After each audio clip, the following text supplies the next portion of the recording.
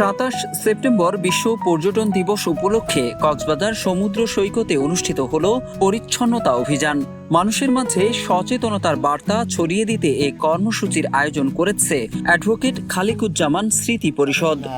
এই beach cleaning এটি একটি বড় সম্পদ আমাদের পুরো দেশের, কারণ এই সমুদ্র সৈকত বাংলাদেশে কক্সবাজার থেকে এটা আছে, এটা আমাদের একটা বড় সম্পদ যেটা আস্তে আস্তে দূষিত হয়ে যাচ্ছে। আমি এই জন্যই এই বিচ ক্লিনিংটা আমার আব্বার এই মৃত্যুবার্ষিকী যে আমরা পুরো সপ্তাহ ধরে যে উদযাপন করছি, এই জন্য আমি এই প্রোগ্রামটা রেখেছি। সৈকতে পর্যটকদের ফেলে যাওয়া প্লাস্টিক, পানির বোতল, খাবারের প্যাকেট সহ নানা আবর্জনা পরিষ্কার করেন সংগঠনটির স্বেচ্ছাসেবী এবং সদস্যরা। এখন আমাদের আসলে জানা দরকার যে কোনগুলা ফেলা অতিরিক্ত ক্ষতিকর আর কোনগুলা আমরা ফেললেও সেটা ঠিক আছে, পরিবেশে অ্যাবজর্ব হয়ে যাবে। ধরেন চিপসের প্যাকেট, তারপরে স্ট্র,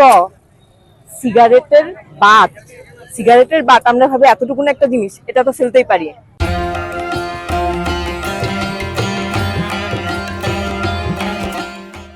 বা চকলেটের খোসা, এতটুকুন একটা জিনিস, এটা তো ফেলতেই পারি। স্ট্র তো কোনো ব্যাপার না, চিকন একটা জিনিস ফেলে দিতে পারি।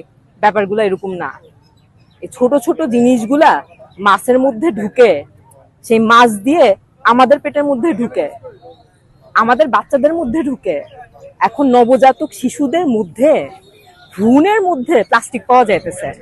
অভিযানে অংশগ্রহণকারীরা জানিয়েছেন, এ ধরনের ময়লা শুধু সৈকতের প্রাকৃতিক সৌন্দর্য নষ্ট করছে না, বরং ক্ষতি করছে পরিবেশেরও।